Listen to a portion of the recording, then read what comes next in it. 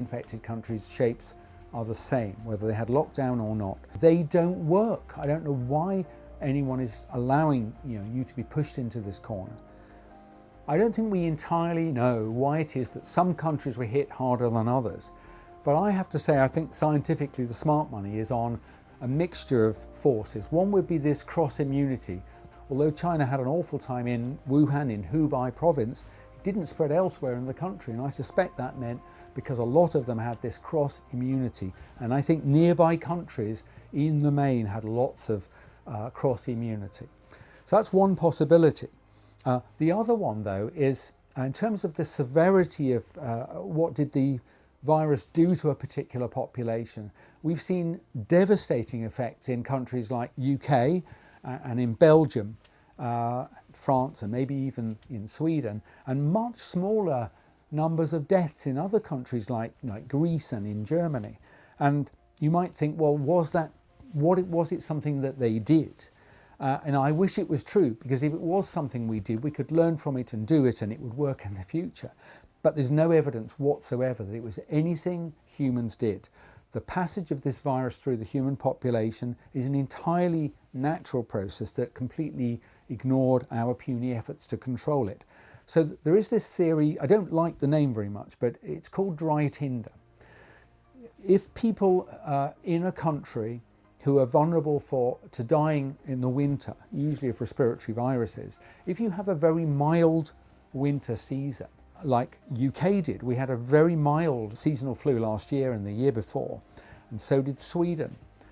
Then what happens is there are a larger number of very vulnerable people who are even older than usual, and I think that's why we suffered a rather large number of deaths. It was still only 0.06% of the population, equivalent to about 4 weeks of normal mortality.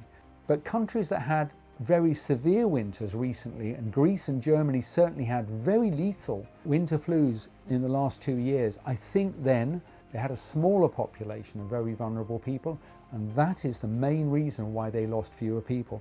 It's not to do with locking down, it's not to do with testing or tracking or tracing. I personally don't think any of those measures have made any difference at all. So Belgium and UK and Sweden were particularly vulnerable, whereas adjacent Nordic countries, I get fed up with hearing about this idea that they locked down and that's why it saved them. I'm afraid the other Nordic countries had normal flu epidemics the last 2 or 3 years. Sweden, like UK, had very mild epidemics. You can just go and look at the number of deaths. It's subnormal for UK and Sweden, and now we've got a supranormal, a larger than normal number of deaths from COVID.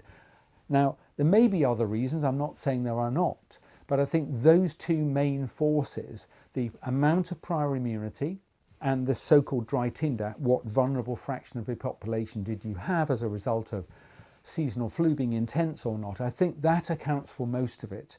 And it's just hubristic and kind of silly that our government and advisors tell you that doing things that have never worked in the past, like lockdown, are going to make any difference to the transfer of respiratory viruses. I don't believe it for a moment. There's no scientific evidence behind it, and there are much stronger scientific hypotheses that do explain it.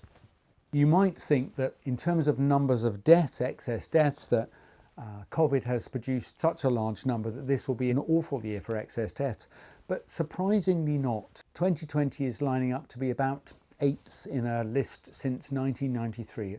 Roughly 620,000 people die every year in this country. They say in life we are also in death, and it's true. It's been awful for those who've been personally affected by illness and death, but it's not particularly unusual in terms of the number of people who've died.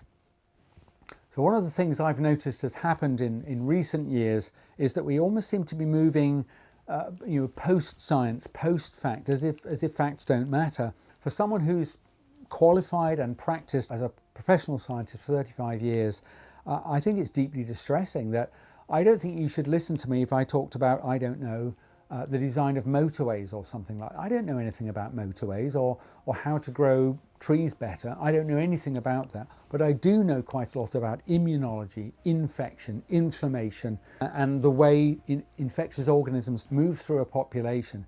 I've no other reason for giving this interview other than I really care what happens to my country. And we have to pull ourselves out of this. And I personally believe the way forward is twofold. It's not difficult. One, we should cease mass testing of the mostly well in the community immediately.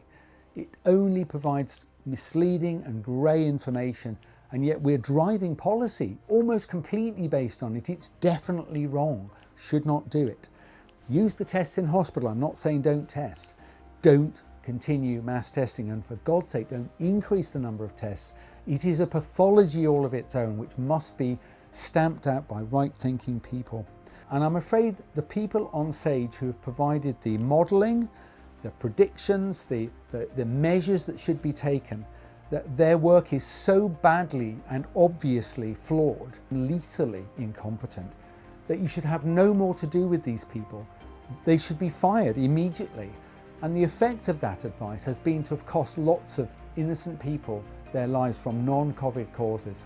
They should be dismissed and reconstituted using an appropriate group of skilled individuals, especially avoiding any who might even have the suggestion of a conflict of interest. I think we're right at the edge of the precipice, and I really hope that we can pull back.